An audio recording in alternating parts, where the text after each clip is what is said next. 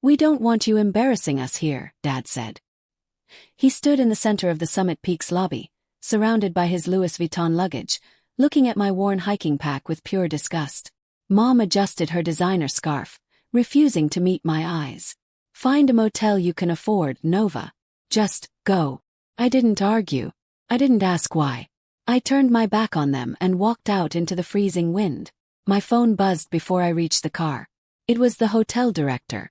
"Chairwoman," he said. "The owner is reviewing their stay privileges immediately.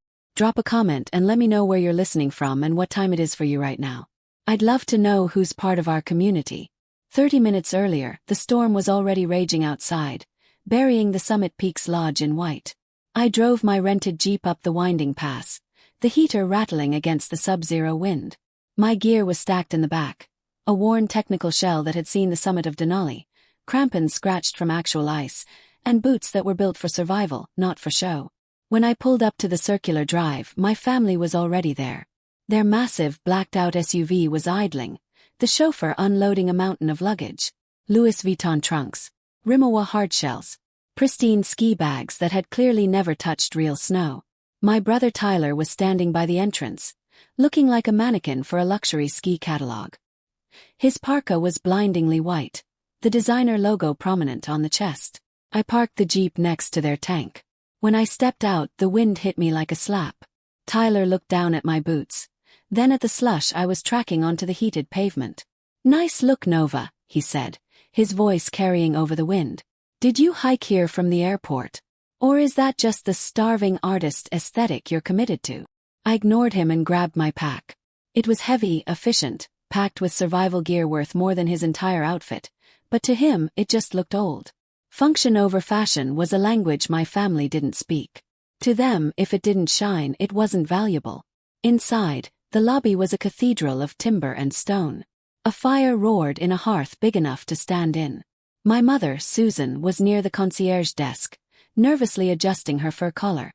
Her eyes darted around the room, scanning the other guests, terrified that someone important might see her failure of a daughter. When she saw me, her expression wasn't welcoming. It was a wince. Joseph, my father, didn't even say hello. He grabbed my elbow and steered me away from the main check-in, pulling me into a secluded alcove near the elevators. His grip was tight, anxious. "Nova, listen to me," he hissed, his eyes wide. "This isn't just a vacation. Have meetings.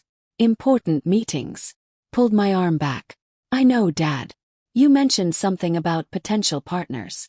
"It's Green Horizon," he whispered like he was sharing a state secret. "The biggest ecotourism conglomerate in the hemisphere. Their investors are here this week. I am pitching the firm to them.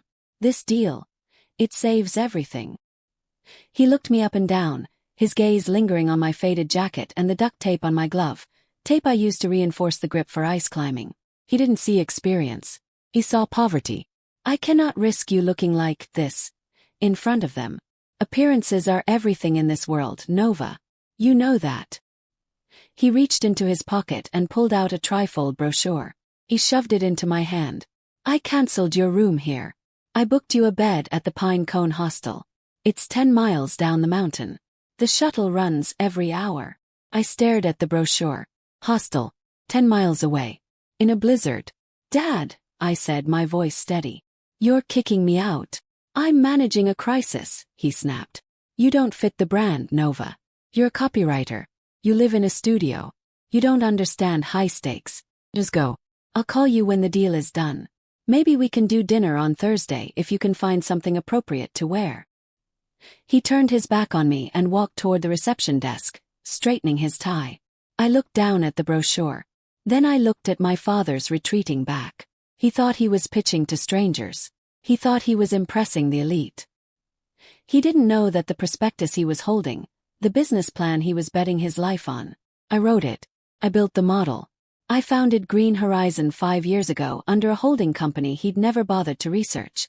He wasn't pitching to strangers. He was pitching to me. And he had just sent the owner to a hostel. I walked back out into the blizzard. The wind was howling now, a whiteout erasing the world, but I barely felt it.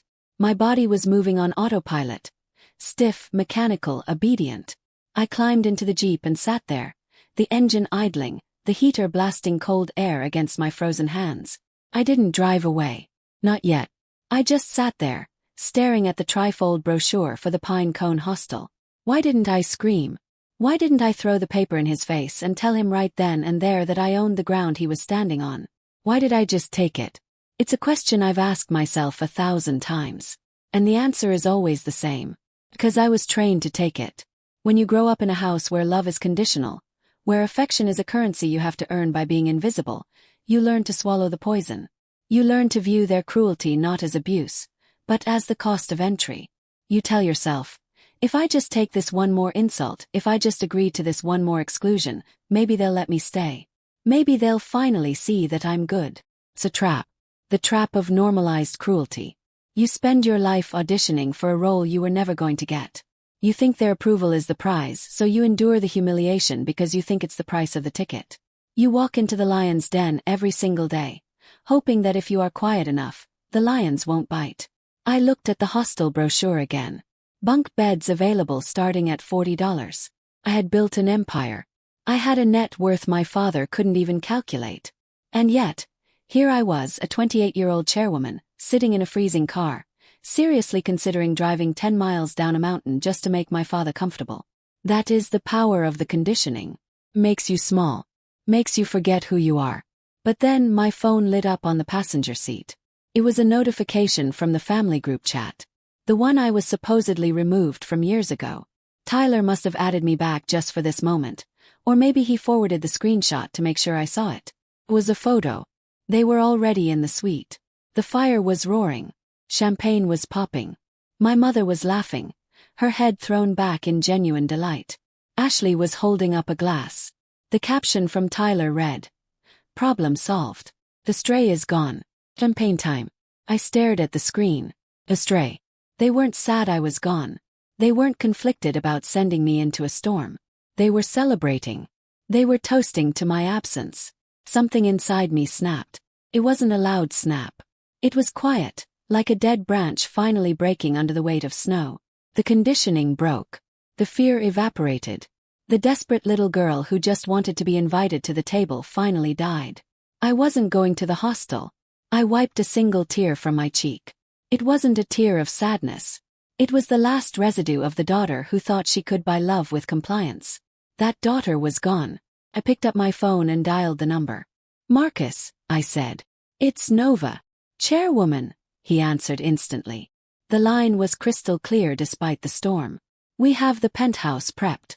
Security is on standby. How do you want to proceed?" "Initiate the owner protocol," I said. My voice didn't shake. It was the voice I used in boardrooms, the voice that had closed multi-million-dollar mergers while my family thought I was clipping coupons.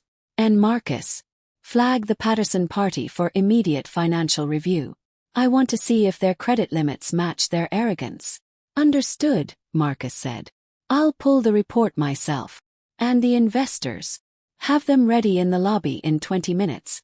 I'm driving up now." I hung up and put the Jeep in gear. The drive back up the mountain felt different. 10 minutes ago I had been retreating. Now I was invading. The engine roared as I navigated the switchbacks, the headlights cutting through the whiteout. I wasn't going to a hostel. I wasn't going to hide. I was going to take my seat at the head of the table. I pulled into the circular drive, bypassing the guest drop-off and sliding into the reserved bay marked private. The valet, a young man named David who I'd hired 2 seasons ago, started to wave me off, thinking I was a confused tourist. Then he saw my face. His eyes went wide. He straightened his posture immediately, ignoring the snow piling on his shoulders. "Ms. Nova," he said, rushing to open my door. "Welcome back. We didn't know you were on property." "Keep it quiet, David," I said, handing him the keys. "Leave the Jeep here." "Yes, ma'am." I walked toward the massive timber doors. I didn't check my reflection. I didn't fix my hair. I was wearing worn hiking pants and a jacket patched with duct tape, but I walked through those doors like I was wearing a crown. The lobby was warmer than I remembered. The fire crackled. The scent of pine and expensive leather filled the air. The shift in the atmosphere was subtle, but I felt it. The concierge looked up, saw me, and immediately picked up the phone, the direct line to the director's office. The head of security nodded once from the corner. They knew. The ecosystem of the hotel had realigned around its predator. But my family, they were oblivious. They were still clustered near the elevators, loud and taking up space. Dad was berating a bellhop about the handling of his golf clubs. Mom was loudly admiring the chandelier, blissfully unaware that she was standing on thin ice. Then Joseph turned. He saw me. For a second he looked confused. He probably thought he was hallucinating. Then the confusion curdled into pure, unadulterated rage. He didn't see the owner. He saw a disobedient child who had refused to disappear. He charged across the lobby, his face flushing a deep, dangerous purple. His footsteps were heavy, aggressive. He didn't care who was watching. He didn't care about the scene he was so afraid of 5 minutes ago. He only cared about control. "What do you think you're doing?" he hissed, closing the distance between us. He stopped inches from my face, looming over me, using his height to intimidate. It was a move that had worked when I was 12. Didn't work now. "I told you to leave," he spat, his voice trembling with fury. "I gave you a direct order, Nova. Go to the hostel. Get out of my sight." I didn't step back. I looked him dead in the eye. "I'm not going to the hostel, Dad. You are trying to ruin this for me," he shouted, his voice echoing off the vaulted ceiling. Guests turned. The string quartet stopped playing. "I have investors arriving any minute. If they see this." He gestured at my clothes with a shaking hand. "You are embarrassing this family. Get out before I have security throw you out." "Security isn't going to throw me out," I said calmly. "You have no idea what you're dealing with." He poked a finger toward my chest. "I am paying for this trip. I am the one in charge here. Now move." I glanced over his shoulder. The private elevator doors were sliding open. "Actually," I said, "I think you're the one who needs to move. You're going to ruin everything." Joseph screamed. The veins in his neck were cords of tension, pulsing against his collar. He was so consumed by his own panic that he didn't notice the silence rippling outward from us, silencing the lobby like a stone dropped in a pond. "The Green Horizon board will be here any second. If they see you looking like a vagrant, I lose the deal. I lose the house. I lose everything." "You've already lost," I said. "Get out," he bellowed, grabbing the strap of my backpack. I said get. Ing. The sound was soft, a singular chime from the private elevator bank, but it cut through my father's rage like a guillotine. The brushed steel doors slid open. The air in the lobby seemed to shift. 3 men and 2 women stepped out. They were dressed in the kind of understated, tailored wool that costs more than a mid-sized sedan. They carried leather folios, not ski gear. They moved with the quiet, terrifying confidence of people who move markets with a phone call. Joseph froze. His hand dropped from my pack. I watched the transformation happen in real time. It was grotesque. The red rage drained from his face, replaced instantly by a practiced, sycophantic smile. He smoothed his jacket. He fixed his cuffs. He physically inflated himself, puffing out his chest to look like the successful tycoon he pretended to be. He stepped around me, effectively using his body to block me from their view, shoving me back into the shadows. "Gentlemen, ladies," Joseph boomed, extending his hand as he walked toward them. "Joseph Patterson. What an honor. I trust the flight in was." The lead director, a man named Elias who had been my mentor for 5 years, didn't even break stride. He didn't look at Joseph. He didn't take the offered hand. He walked right through the space where my father's ego used to be. Joseph blinked, his hand left hanging in the empty air, a statue of rejected ambition. He turned, confused, his mouth opening to try again to salvage the moment. But Elias had already stopped. He stopped directly in front of me. The lobby held its breath. My mother gasped, her hands flying to her mouth. Tyler's smirk vanished. Elias bowed his head. A small, respectful gesture. "Chairwoman," Elias said. "The board is assembled. We received your alert regarding the financial audit. Shall we convene in the penthouse?" Joseph made a sound like a strangling cat. "Chairwoman." I handed my worn, duct-taped backpack to the bellhop, who took it with 2 hands like it was the crown jewels. "Thank you, Elias," I said. "Give me a moment." I stepped out from the shadow my father had tried to cast over me. I walked past him, close enough to smell the fear sweating through his expensive cologne. "Dad," I said, my voice low and lethal. "You're confused." He stared at me, his eyes darting from me to Elias to the staff who were all standing at attention. His brain couldn't process the data. It rejected the reality standing in front of him. "These aren't the people you're pitching to, Dad," I said. I gestured to the board members, the titans of industry he had spent 6 months trying to get a meeting with. "These are the people who report to me." Marcus stepped forward then, his face grim. He placed his body between me and my father, a physical barrier of authority. "Mr. Patterson," Marcus said, his voice carrying to every corner of the silent room, "please step away from the owner." My father's knees actually buckled. He grabbed the back of a velvet armchair to stay upright. The reality didn't just fracture. It shattered. The glass ceiling he thought he was standing on vanished, and he was falling. I watched him fall. And for the first time in my life, I didn't reach out to catch him. The silence in the lobby wasn't peaceful. It was the heavy, suffocating silence of a guillotine blade hanging at the top of its arc. My mother, Susan, was the first to move. She took a step toward me, her hands fluttering near her chest like nervous birds. "Nova," she whispered, her voice trembling. I don't understand. You own all of this." I didn't answer her. I didn't look at her. I kept my eyes locked on Joseph. He was gripping the velvet chair so hard his knuckles were white. He looked small. That was the most shocking part. For 28 years, this man had been a titan in my mind, a towering figure of judgment and authority. Now, stripped of his bluster, he was just an aging man in a suit he couldn't afford, terrified of the daughter he'd tried to erase. "Let's skip the family reunion pleasantries," I said, my voice cutting through the room. "Let's talk business. Since you're so concerned with appearances and financial solvency." I signaled to Marcus. He handed me a tablet. "I pulled the audit you requested, Chairwoman," Marcus said. I scrolled through the numbers. They were red. All red. "You came here to pitch Green Horizon because you had no other choice," I said, reading from the screen. "Patterson Real Estate isn't just struggling, Dad. It's dead. You leveraged the house 6 months ago. You maxed out the business lines of credit 3 months ago. You are technically insolvent." "Not here," Joseph rasped. He looked around wildly at the board members, at the staff, at the guests. "Nova, please. Not here." "Why not here?" "Yes.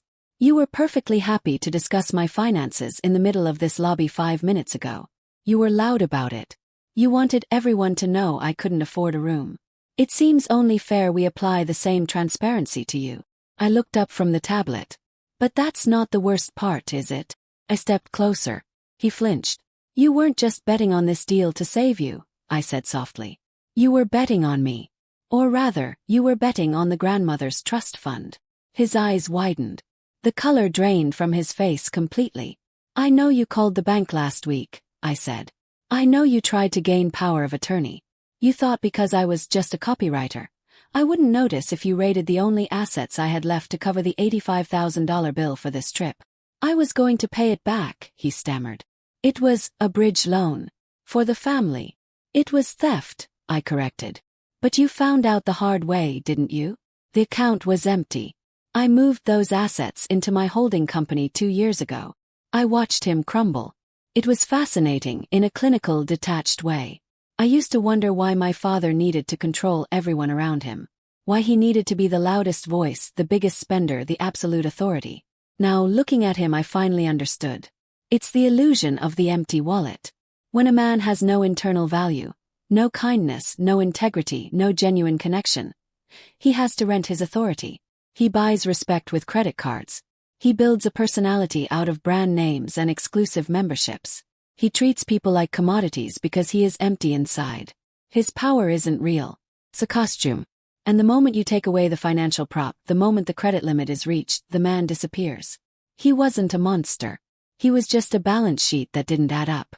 And now that the audit was done, there was nothing left of him but debt. "Marcus," I said, handing the tablet back. "Run the card." "We already did, Chairwoman," Marcus said. He didn't whisper. He projected his voice so the Green Horizon board members, and my horrified brother Tyler, could hear every word. Mr. Patterson, the primary card on file for the $85,000 stay has been declined. Tyler gasped. Declined? That's the platinum card. Try it again. We tried it 3 times, sir, Marcus said, his face impassive. Insufficient funds. We also tried the secondary card on file. It has been reported as maxed out. The silence returned, but this time it wasn't heavy. It was final. The wealthy Patterson family, the people who had sneered at my boots and my budget, were standing in a 5-star resort they couldn't pay for, exposed as frauds in front of the very people they tried to impress.